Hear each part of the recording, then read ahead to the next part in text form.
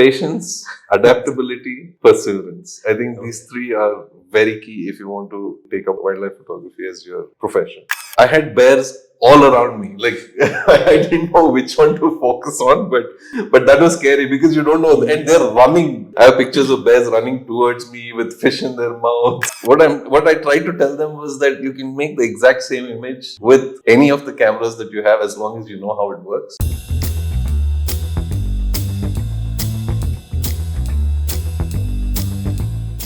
Hello everyone and welcome to yet another episode of the Indulge podcast. Today we have with us Sanket Reddy, a photographer, a wildlife photographer, an author and an entrepreneur. So Sanket, welcome to the Indulge podcast. Thank you. Thank you for joining us. So we'll begin with the most basic question, which is you're into wildlife photography, which is one of your passions, one of your hobbies. So how did your career begin? How did it all begin for you? So yeah, wildlife.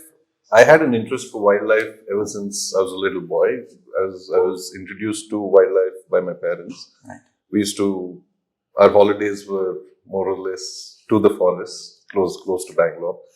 And ever since I was more drawn towards wildlife and nature per se. And eventually I found the need to document what I was seeing because there was so much that I would see and I would want to relook at it at a later stage in my life. And I thought documenting that would be crucial. And eventually I picked up a camera in about, I think, 2006. Right. And it took a different route for me altogether after that.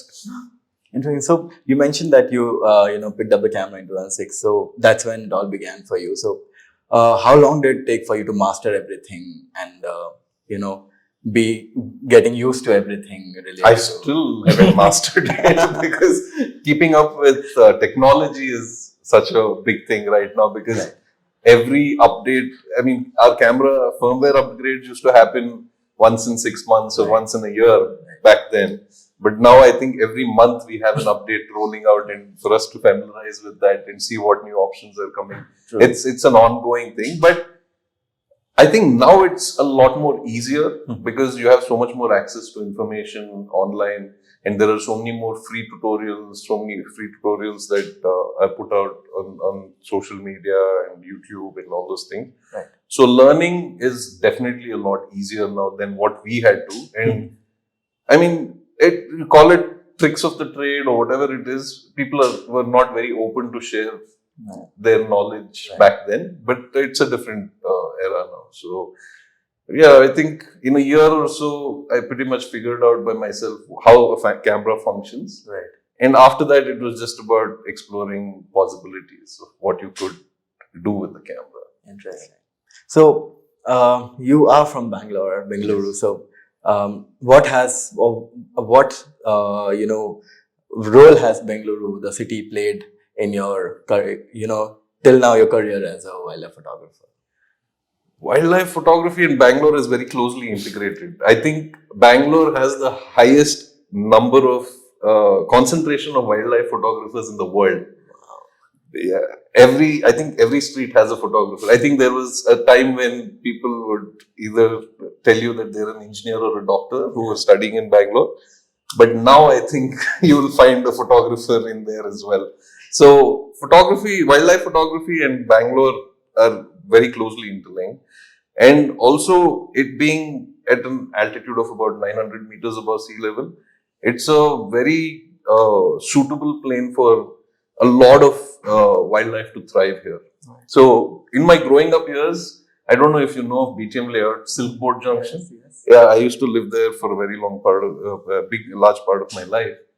And I've seen foxes there. Wow. So in my backyard. So Bangalore has always thrived with wild animals or birds. And bird life in Bangalore is very, very healthy. Right. Because again of the conditions that we live in and the weather is suitable. We have a lot of winter migrants coming in who come all the way to Nandi Hills. So you don't have to go too far. Like I would go to Hebbal Lake and get about 10 species of birds. So Bangalore has really played a very integral part. Me being in Bangalore has definitely helped me a lot to master photography because the opportunities were quite large.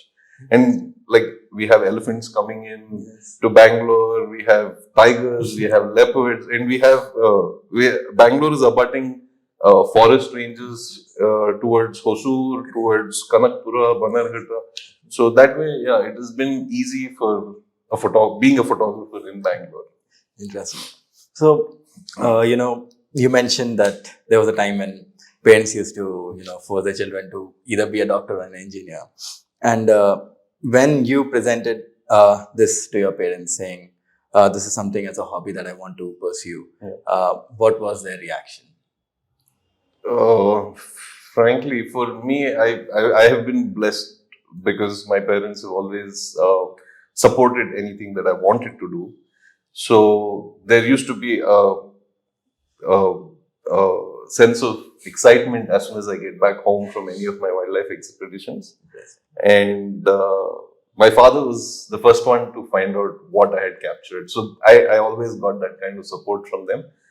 But it is very important to let your kids explore what they want to do because it's not like back then where a career could be made only with a basic engineering degree or specializing in your MBBS or anything like that.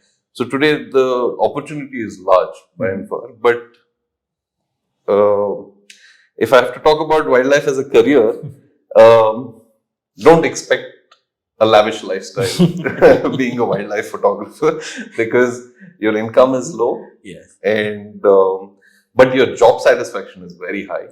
Only if you're passionate about it. If you take somebody that's passionate about cars and put them in as a wildlife photographer, then again their job satisfaction is not going to be high there. Sure. So if you are really passionate about nature, then I think there are means for you to have a decent lifestyle. And we are on the global platform now. So many filmmakers, so many people coming in from India at a global level. So it's easier to access people as well as get your content out there. Getting your content out there is so much more easier now. There are so many free platforms like YouTube and Instagram and Facebook where you can get picked very easily with your hashtags. So I think if you continue to pour your heart and soul and do some good work, so making a career out of wildlife photography is not as difficult as it used to be back then. And also I think your relatives will also appreciate you more than they used to back then. If someone told, if we went and told someone I'm pursuing a career in wildlife photography, I'd be like, this guy's wasting time. so Interesting. So, now that you've been in wildlife photography for quite some time, can you take us through some of the technicalities of being a wildlife photographer? So yes, definitely there is a huge shift in proximity or availability of these equipment for photographers today. Back then, we had to wait for a model to be released here or know somebody elsewhere in the world who is flying down to India. Right. So we'd beg them to carry a camera for us back here or buy it in the grey markets or something like that. But thankfully, and even the price comparison back then to now, I think the price difference was easily about 40% higher in India when in mid 2000s. Now I think India is cheaper. Right. So I think that way we have come a long way. And even like back then we had to try out and then realize, okay, this is not the camera for me or this is not the lens for me. Yeah. Now you can either rent it. There are so many rentals. So if you want to pursue this and you're not sure about it yet, you can always rent your equipment, try it for a few times, and then decide whether you want to pursue further and invest in equipment. Right. So yeah, that way it's a lot easier today. So when one talks about photography in general, not talking about wildlife photography or other subsections of photography, but in general, when one talks about photography, there's always the question that comes up: which camera one should use? There's always the constant fight between Sony, Canon, and Nikon. So, yes. Now that you have been in the industry, And I've used all three. so you're the perfect person to tell which one is suitable for which photography. It's very important that people understand that every company is evolving, and it's just a matter of time before they catch up or they better the other brand. So today Sony might come out with a technology that is earth shattering, and it's completely alien to us, and it's so wow. But I give it 2 months, and I think one of the other brands will come out with that. So shifting brands based on what is coming out in the market is not the right way to look at it. I have used Canon, Sony, and Nikon. Right now, I'm shooting with Nikon. Okay. So I did a small experiment just for my satisfaction. Okay. So I have these hardcore photographer friends who vouch for Sony, who vouch for Canon and Nikon. So I think this was an image of two brothers, wild dogs. They were just being playful. I had clicked an image back in 2008, Okay. I think, and I reprocessed the same image. I put it out to these guys. I said, identify which camera this is from. Okay. And the Sony guy was saying, obviously this is Sony, look at the clarity, look at the colors, look at blah, blah, blah. And then there's the Nikon guy saying, oh, it's way too warm for a Sony. It is a Nikon. And the Canon guy was telling us, you won't get this kind of sharpness in any other body apart from a Canon. And it was a Canon, yeah. But what I tried to tell them was that you can make the exact same image with any of the cameras that you have, as long as you know how it works. Okay. Yes, today, like I said, technology is evolving, and after mirrorless cameras have come, it has become so much more easier, because all they need to do is upgrade the firmware. The physical components are already in there that can do the job for you. So yeah, I think all of them can do the exact same job if you know how to use it. But is there a personal favorite for you? Right now, yeah, I am shooting with Nikon, so yes, I'm more comfortable with the settings. And for me, I faced little difficulties accustoming to smaller bodies, because I'm bigger in size, so holding them was a problem for me. Apart from that, there is absolutely nothing that one camera does and the other doesn't. Yeah. Interesting. So, which has been your most interesting or exciting expedition as a wildlife photographer? Interesting, adventurous. So there are different parts of this. I mean, every trip, every expedition that I come back from, I come back with a great deal of learning, and so much more about myself. Forget just about the region or the animal I'm there to photograph, but so much more of my capabilities. So, I mean, the physically straining should be the Himalayan mountain ranges. In winters, it's excruciating. It's about minus 35s, and to be hiking at that altitude is definitely very, very challenging. But again, that being said, there are so many trips I go to, and I don't get to see what I'm there for. So I come back with the expectation that I am going to go back. Now there's a zeal to go back and see it again. So there's multiple trips. So when you see something that you missed a few times, then the joy of that is very high. And but if you ask me if I had to pick one particular expedition or incident or connection that I had with nature, I think Alaska is up there for me, because when I left India, when I was traveling to Alaska, when I was on the flight here, I was petrified, because I was going there to shoot grizzlies, the grizzly bear, and I had a million questions with my local guide there. It's like, so what are we going to be in? Because here we are so used to seeing wildlife in the proximity of a jeep. So you feel so much more secure. But so I wanted to understand, how do we commute there? What happens?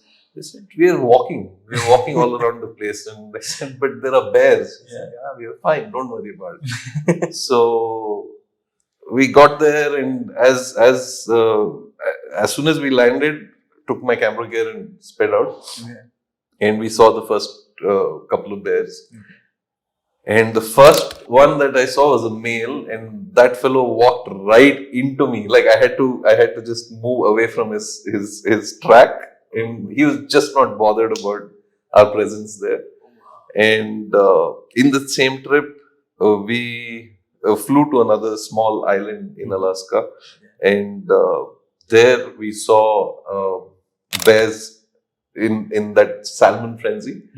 They were just diving around hunting for salmon, and at one point I was standing, so we had to wade through a flowing river, and these are all glacial rivers, so it's ice cold, and so I had to wade through chest deep with my camera above my head and cross it, and went to a small island kind of a thing where I'm surrounded by water on all sides.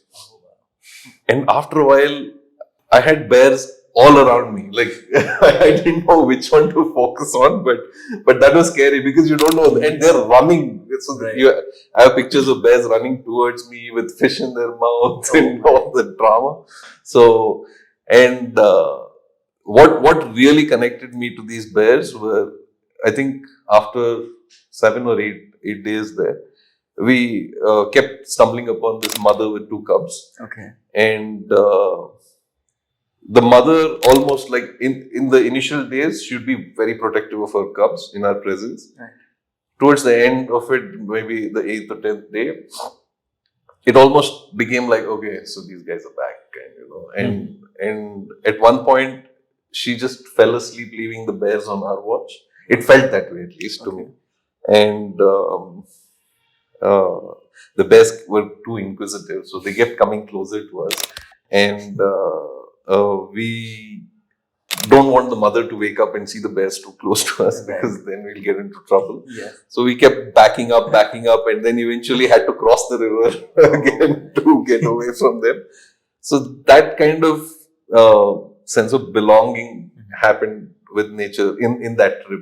That satisfaction was very high to be part of it, to be accepted as a part of it. So. But not all animals, you would say, are that welcoming or not, not being bothered by a human presence. Yes, absolutely. See, like people, animals have character as well. Some are aggressive, some are more docile. So I have had encounters with animals that have charged at me, but never too seriously, at least to scare us away from there. So, see, animals are creatures of habit. So you being in their day-to-day life is something very alien or new to them. Absolutely.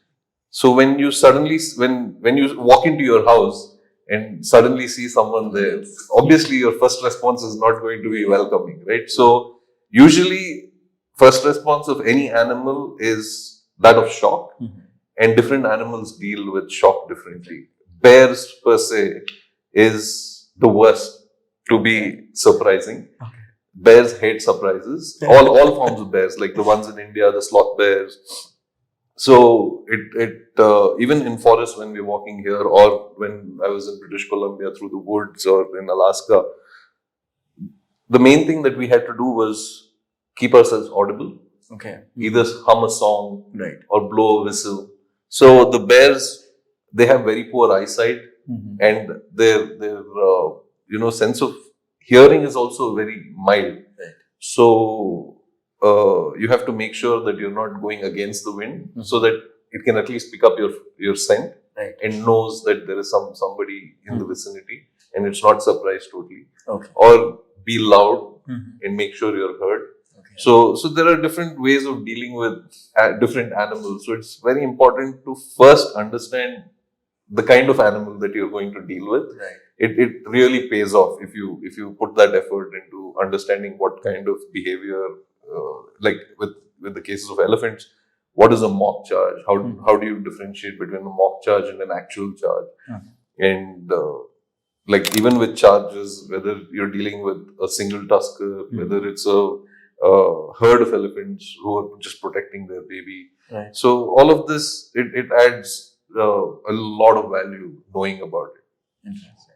But then, when you mentioned that you try to be audible to the bear so that it knows that someone is there in the vicinity, you also are at the risk of being hurt by other animals. Other animals.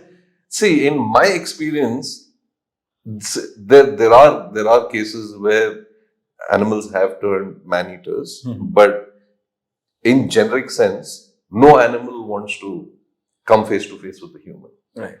I've had trails that I've taken where I've come back in like 5 minutes because I lost something, I dropped something, so I was looking on the floor. So there was a tiger pug mark on top of my shoe pug mark. Wow. So this is just 5 minutes away. So it has followed us, and the moment it realized I'm coming back, it's taken a detour into the forest. Okay. Same with leopards. Leopards and black panthers. I mean, black panthers in India is nothing but leopards with a melanistic problem. But I've come across them by foot so many times, on foot, and they're more shy than us. They're the first to retract into the forest cover and disappear. And there's no way you can find them. Once you see them, they're gone in there. It's gone. Including elephants, gores, bears. However, like I told you, is something to look out for. If there's a bear in your way, just get away from it because they're so unpredictable. And their first form of defense is offense. Okay. So the moment they see you, they treat you as a threat and they charge at you, and they have nothing to lose. I mean, there's nothing, not a speck that you can land on this. So it's best you avoid.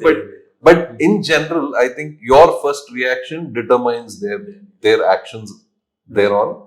So knowing what to do at the right time, having the right kind of people with you. I would always suggest don't venture into any area without a local by your side, because one, we don't know the topography, we don't know the region really well, we don't know, like, it's very easy to get lost in forests and go in circles. Right. Like, if you don't know where you are, you can just be going in circles for days together. So it's always advised that you have somebody who is well versed with the area with you. So, yeah.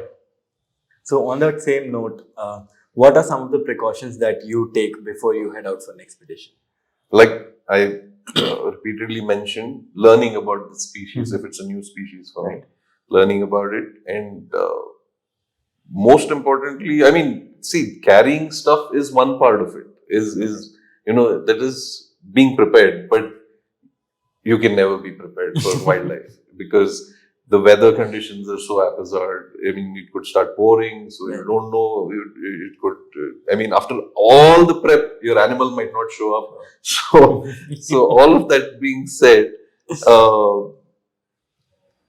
it's very important that you respect the laws of the land wherever you're going, and understand what you can do, what you can't do there, and respect it, and don't instigate locals to do something that they're not supposed to, because eventually I think they'll get stuck in that mess if at all it goes south from there for you. I think they will be largely affected. You might slip away being a tourist there, but it would really affect them. So I think it's good to be mindful of what you can do there, understand from them, talk to your local guides or local spotters. And I think as long as you have respect for the animal and you learn their ways, I think you're good. You're pretty ready for your expedition. So, there's a fine line between, getting your work done as a wildlife photographer and not disturbing nature. So, how do you manage to, bring let's say a balance between both of them, getting your work done as well as not being doing ways. Yeah, exactly. Yes. Yeah, yes, there have been instances where wildlife has been disturbed just for the sake of a photograph, and that leads to a cascading effect from there on, at least for that particular individual, if not for the entire species. But we tend to shoot wildlife as much as possible. But there are areas where we will need to relocate them. Like, obviously, you can't do that with mammals or birds. It's usually with smaller, like geckos or frogs or something like that. We move them out of their environment, shoot it, and we put it back, and we don't handle them at all. So it is usually trained people who handle them with gloves, because frogs especially have pores all over their body, and they can get contaminated very easily. So they take all precautions, place it not too far away from there. And once we're done shooting, we tend not to exert too much stress on the animal. And then it's released back to wherever it was found. Exactly on that very twig that it was found, it is placed back there. But we don't do it. Like we don't personally do it. It's usually the naturalist or anybody that's authorized to do it. In India, it is a little tricky because the laws are very different, Yes. and it's usually overseas that they engage in this. But by far, I think in India, most of the naturalists that I have worked with are very passionate about what they are doing. So even I have seen them tell big photographers to step back and say, "I think that animal has had enough. Okay. We should leave it alone now." So yes, and your dressing, all of that also makes a big difference. I mean, you don't have to be in camo per se, but more earthy colors is less disturbing for them. They can go about doing their life, and the lesser you're seen, the better it is for you to capture them in their true self. Otherwise, they're very disturbed, they're very distracted. So you don't want to show that fear in your pictures. You want to show them in their calm state. So yeah. And you have been to so many expeditions. So, as a wildlife photographer, what have been some of your biggest learnings? So I'm writing a book on that. So it is all about what I bring back from each of my encounters with nature. It's more about I've learned various things from the smallest of animal. Like there's a small creature called a rogue beetle. It's very small. It looks like a termite. Okay. And they have this ability of getting rid of pests in agricultural fields. They have been introduced in different countries to ward off pests. So as I was learning more about it, and most of my knowledge comes from my field guides who are with me because they are locals. They see it day in day out, and also I research about them and eventually concise it into my version of the story. They move as soon as they're done getting rid of the pest there. They move away. They move away from there, not harming the plant because plant is not their diet. But what I brought back from that was like when you're not welcome in a place, when your job there is done, I think it's best to move out before they find you as a burden. So that's just a small example, or it could be how penguins resolve conflict. So I was in a king penguin colony. I saw 3 penguins, a couple and a single. The single was troubling the female. And I thought there was going to be a big squabble. It was intense. They were staring at each other for the longest time, and I took my position, crawling literally at their feet and focusing a wide angle lens at them. And it was funny what opened up from there on. They just slapped their flippers at each other and they moved away. So the thing I got back from there was you don't have to fight wars sometimes to resolve conflicts, right? I mean, it could be the silliest of things, but you can come back and strategies that animals use in their day-to-day lives, how bears, I was talking about bears, and their sense of smell is so strong that they can pick out, I think, a carcass, 5-6 miles away from them. So they don't they don't try to improve what they're weak on, but they get stronger and stronger with the abilities that they have. So that also, I came back with the thought that I could strengthen what I'm good at rather than trying to better something that I'm not. So every small encounter with nature for me has been a learning. I come back, I seek that learning there. So, and it has answered a lot of my questions even anywhere else. So it has given me a new perspective to looking at problems in fighting it. And also, let's not forget the humility of elephants. I mean, there is probably nothing in the animal kingdom that can come close to fighting an elephant. They know it too. They know their strength, and despite that, they just stick to what their purpose is. They go about it. They're seldom deviating from that and doing something just because they can. So yeah, things like that. There's so many qualities that I bring back with every encounter. But so there would have been instances where you would have decided that yes, this today I'll go and I'll try to shoot this animal in my camera. So and you would have come back with nothing because you wouldn't have come across an animal. So how do you keep yourself, let's say, motivated to go back again and bring back the picture that you always wanted to? So it's funny that I have really poor luck with these kind of things. So even when I was going for my snow leopard expedition, so I travel with certain people in certain parts of the world. So the northern Himalayas, I mean the Himalayan mountain ranges, I have one person I trust completely with my life. Okay. So I travel with him. So he said, "Bhai, mating ka chance hai. Okay. Snow leopard, there's a chance of us seeing them mating." I said, "Okay, how far will the climb be?" He said, "Sometimes you might get it very close, but if they go into the gorge, it's a really, tiresome climb." And so instantly, me and another friend of mine said, "That's where we're going to find it." so it's never easy. There's always so much work that goes into it. And I think when I don't see something that I'm there to see, I think I'm all the more motivated to make sure I see it and I go back and make sure it's done. So yeah, I think the animal, being amidst them, watching them, to understand their life, to lifestyle, to understand their behavior, why they're doing what they're doing. This is what drives me to go back over and over again to try and learn more about them. Interesting. So in India, do we have like an organization just for wildlife photographers?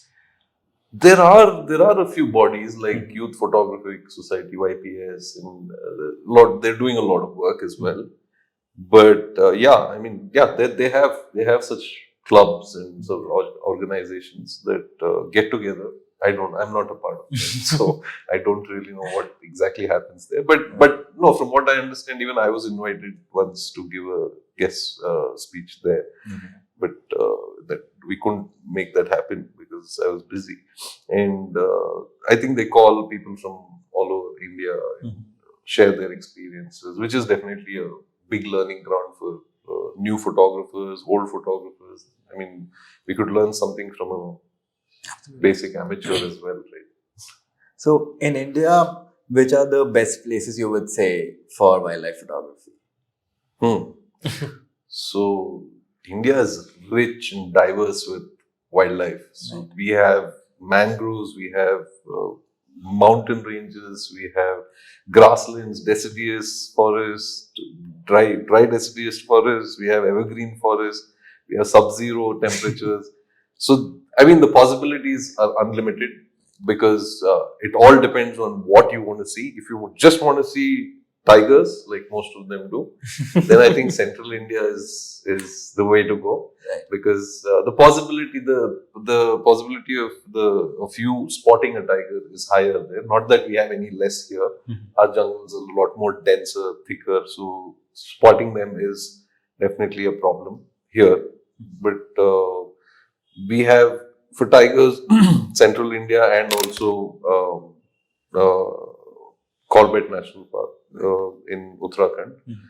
And there are so many more smaller reserves that have been announced now, like Rajaji. Rajaji is very famous for their leopards. And we have Pilibhit, again, that's a very small tiger park. So we have there. But when you see tigers, Saraska, all of them. And if you're more into birds, I would recommend the northeastern part of India, because very, very high density of birds, and a large number of species are covered in in that region there, being closer to the Himalayas. And if you're more into reptiles, and critters like spiders and things like that, I think our Western Ghats is key. Like we, Agumbe, Muna, Yeah. then our Sirsi, those regions. So I think each one, it completely depends on what you want to photograph or see. Right. That determines where you can go. But wherever you go, I mean, it's very critical that you don't leave a mark where you are. Come back and let that place be how it is. And Interesting. So recently you released your book. not yet. You're working on it. Yes, it's called the Viewfinder. Yes. So can you tell us about the Viewfinder and what can people expect from the book? Yes, the intent of Viewfinder, I'll tell you first. The intent is to connect people closer to nature with the most basic language possible. It's the book is not catering to a wildlife enthusiast only. It could be a casual read book. You can pick it up. It could be a homemaker who's just tired of doing what she's doing, who just wants to divert her attention. She comes and flips a page. There's no flow to the book. You can open it on any page and start off, because that page, that image has its own set of writing. And it like I was telling you about my learnings, how I related it to my life or our lives. That's what the book is all about. It's got about 9 categories in the book. Power of perseverance and language of aura, those kind of categories. And each of the image is allocated to those categories based on my observations of that animal or of that entire scenario that played out there. So yeah, that's what the book is all about. And the whole intent is to connect commoners to nature. By doing so, I feel it is very important that general public who don't even frequent these places know that such things exist. And that's where we can, like I in one of the articles that I wrote recently, I said that if we convert a commoner to advocate for wildlife, he will be one of the strongest fighters we have on our side. True. So that's what I intend from the book, to be able to get more people connected with nature. So you mentioned that there are 9 chapters. Yes. So, but then since you head out for a lot of expeditions, are there chances that the number of chapters would increase? this book has been going on for a while now, and after so I've stopped the book, the content in the book from 2022, I think. Okay. So after that, whatever I photographed does not come in the book. I think just 1 or 2 images, because there's no end to it. I mean, we always want to keep adding. So my dear friends, some of them said we'll always have another book. So I mean, you can save stuff for that later. But yeah, I mean, no, we're not adding anymore. We're sticking to that. Interesting. So when you head out for expeditions, do you prefer working alone or do you prefer having a team along with you? A lot of my expeditions have been alone. Not because I'm antisocial or anything like that. It just works better because you have freedom of exploring what you want to do. Because when you're in a team, then there is that many more people on one species of animal. And also, when you're trying to make creative frames, being alone or maybe just having one person by your side really helps a great deal. I do have a team, by the way, but I don't take them out with me on expeditions. They shoot by themselves and I shoot by myself. Interesting. So in India, which are some of the most difficult, places to, capture wildlife photography? Spiti, like I said, Spiti is really difficult, or it could be very easy. So they've seen snow leopards by the roadside and photograph them in cars. And like people like us had to walk 5 kilometers up and down the hill, which is equivalent to about 20 kilometers here in that altitude. Again, like there are people that have photographed red pandas in Nepal in the luxury of a gypsy, and I had to hike 2 hours down a bamboo-ridden forest.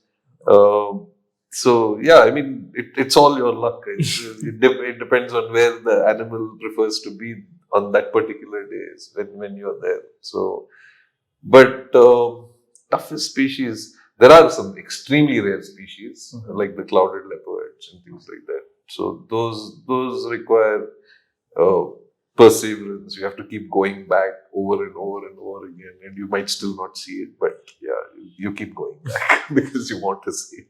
So when you head out for an expedition and let's say you didn't find the animal that you were planning of capturing, do you stay there at that place or do you like come back again and then go back? So usually, any expedition that I plan, I give myself at least 10 days to 2 weeks, Right. a minimum.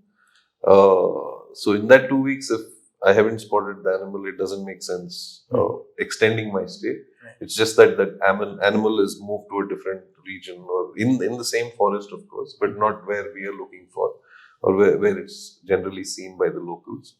So I let it be and I come back. Sometimes, yes, I mean, if it's locally, I have extended my stays numerous times, but trust me, you're not going to see it if you extend your stay. So when I used to do safaris back then, there used to be times that I think today evening is going to be better. We are going to get a good sighting, and we end up extending. It never pays out. So it's better you come back, you go about your business, and then replan your trip and revisit it when sightings are better. Interesting. So is there one animal that you wanted to capture but haven't been able to? Many. Many. I've paid for so many of my expeditions and haven't been able to make it due to various reasons. And so polar bears is one of them. Okay. I've done it twice and I have not been able to go. I had the visa, I had my plane tickets, I had everything, but I had some commitments here that I couldn't leave behind. And a lot of the primate species, I'm very keen to photograph monkeys around the world. So those two are on the top of the list for me, polar bears. So you have have you had expeditions in Alaska, Antarctica? So what were some of the differences that you had come across shooting in different places? Differences per se were more to do with facilities and the way the areas are managed. Right. So, no doubt India is doing a phenomenal job with regards to poaching and upkeep of the forests and controlling forest fires. Our forest department, although might not seem to a lot of them, they're really putting in their heart and soul. And I know so many for RFOs and DFOs who are very passionate about nature and wildlife.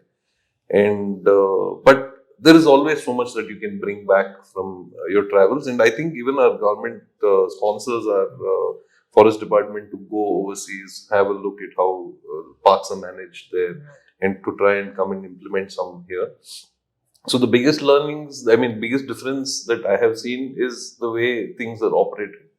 Like they're more friendly towards photographers because of one, obviously, is because it's a big source of income for them, because there's a lot of photographers going into these areas.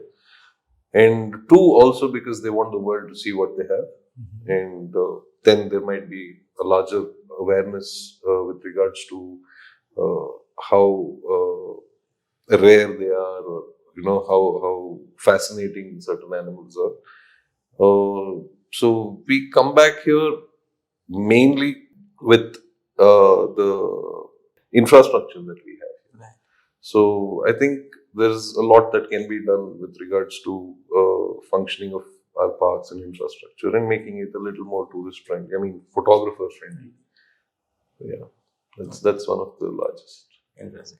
So, for amateur photographers or people who want to take up wildlife photography, what are some of the skills that you would say one needs? Uh, patience, adaptability, perseverance. I think these three are very key if you want to take up wildlife as photography, as your wildlife photography as your profession or career. You should, like I said, you're going to have numerous attempts to photograph one single species, which takes up a lot of time, effort, money, your resources. So if you're the person to give up, then please don't get into wildlife because you're going to be disheartened over and over again. So be prepared for that. Adaptability, because you have to travel to the most remotest parts of the world where food is also basic. Like basic, I mean, I eat pretty much everything, but even for me, it was difficult because certain cuisines, we haven't even heard of it. And also the places you stay, it's the most basic of basic. I've lived in watchtowers and I've slept in the forest and haven't had a bath for a week. so I mean, you got to prepare yourself completely for all of this and perseverance because you can't give up. You have to keep trying. And if you think if you ask me what is my best photograph, I don't have it. I mean, it's not there, and I don't think I'll ever have it because we always want more and more. So keep pushing yourself. And now there's definitely better opportunity than there was in the past. There's a lot more avenues where you can connect to and have a good career with wildlife. So yeah, those three are key, I think: power, adaptability, and perseverance. Interesting.